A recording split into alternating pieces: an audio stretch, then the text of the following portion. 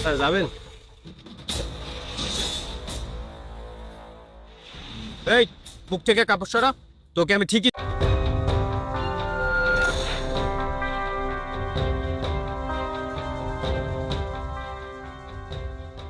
আসলে মনি ভাই, রিক্সাটা আমি চালাবো। ভাই আপনি কি আমার সাথে মজা হচ্ছেন? আপনি তো ভালো একটা চাকরি আনেন, আপনি রিক্সা চালাবেন কেন? ভাই, ভাগ্য আজ আমাকে এখানে এনে দাঁড় করিয়েছে। আপনি ঠিকই বলেছেন, আমি একটা ভালো চাকরি করতাম, ভালো স্যালারি পেতাম। প্রতিদিনের মতো সেদিনও আমি অফিসে গিয়েছিলাম। Sir, yes come. জি স্যার, কিন্তু এটা কি রেজিগনেশন লেখা? কিন্তু স্যার হঠাৎ করে।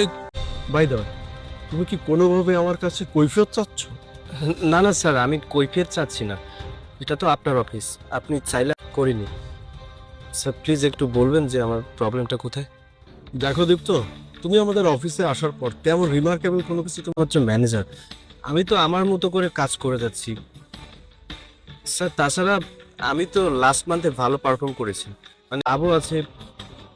এখানে প্রবলেম কোথায় আমি ঠিক বুঝতে পারছি না। দেখো, আমি তোমার সব কথা শুনতে তোমাকে এখানে ডাকিনি, তোমাকে বলতে চাচ্ছি। আর যদি না বুঝে থাকো আমাকে দারুণ দেখতে বাধ্য করো না।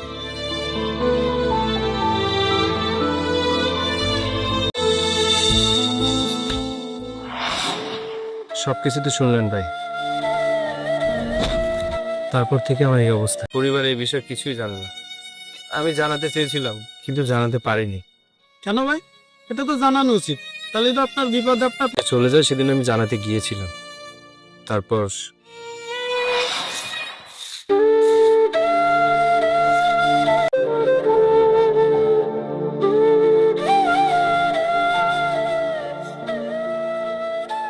কি ব্যাপার, আজকে পেয়েছো তো? তুমি তো বললে তোমার স্যার আজকে বেতন দেবে।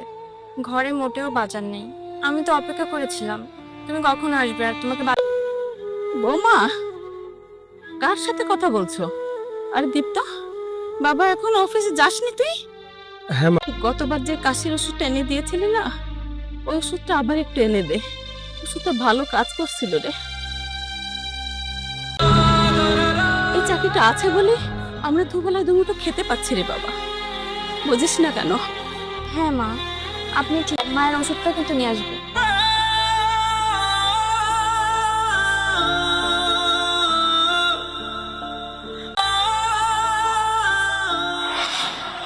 তাহলে বলুন, আমি কোন মুখ নিয়ে বলতাম যে আমার চাকরিটা আর নেই? আমি বলতে চেয়েও, তাছাড়া চাকরি তো আর চাইলেই পাওয়া যায় না। আর রিক্সা চালালে এখানে দোষের কি আছে? আমি তো চুরি করছি না, অথবা কারো কাছে হাতও পাচ্ছি না। তারপরে বাড়িতে গিয়ে সবকিছু খুলে বলবো। ভাই এখন এত কথা বলে লাভ নেই, এমনিতে বেলা গড়িয়ে যাচ্ছে। আপনি আমাকে একটা রিক্সা দিন, আমি তো এক্সট্রা কোনো শার্ট নিয়ে আসিনি। ও হয়, আপনার জামাও তো লাগবে। ও যে জামা আছে ওই জামাটা নেন। ঠিক আছে ভাই, ধন্যবাদ।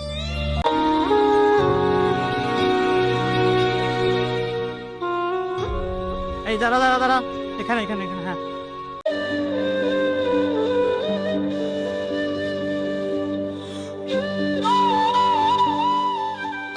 ভাই, তুই আমার বোন, তুই এমন একটা বাড়িতে কেন সংসার করবি? তুই এমন একটা ছেলের হাত ধরে কেন চলে আসলি বল? ভাইয়া, না না, আমি দীপ্তকে ছেড়ে কোথাও যাব না। আর তাছাড়া মানছি, মাকে ভালো একটা বাড়িতে নিয়ে যাবে।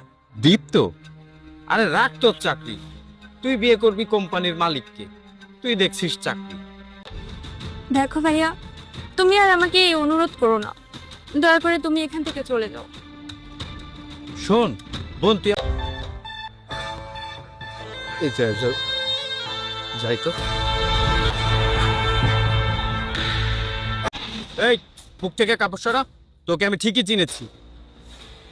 আসলে ভাইয়া আপনি এখানে আপনি যেমনটা মানে তুই চাকরি বাকরি কিছুই করিস না, তুই রিক্সা চালাস? না না ভাইয়া, আমি কোনো মিথ্যা বলছি না। দেখুন আমি চাকরি করতাম, আমি সত্যি চাকরি করতাম, বিশ্বাস করে আমি চাকরি করতাম। একটা কারণে আমার চাকরিটা চলে গিয়েছে। তুই যে রিক্সা চালাস এটা আমার বোন নিশ্চয়ই জানে না। দাঁড়া, আমি কি কি করব তুই এখন দেখতে পারবি। ভাইয়া ভাইয়া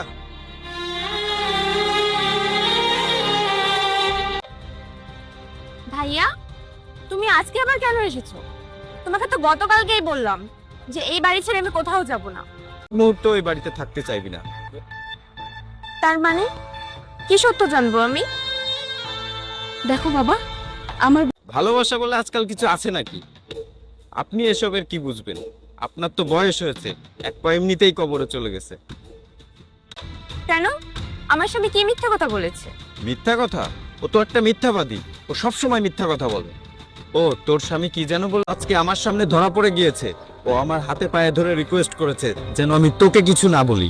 না বাবা, নিশ্চয়ই তোমার কোনো ভুল হচ্ছে। না, তারপরও আমার কথা যদি তোর বিশ্বাস না হয় তাহলে দীপ্ত বাড়িতে এলে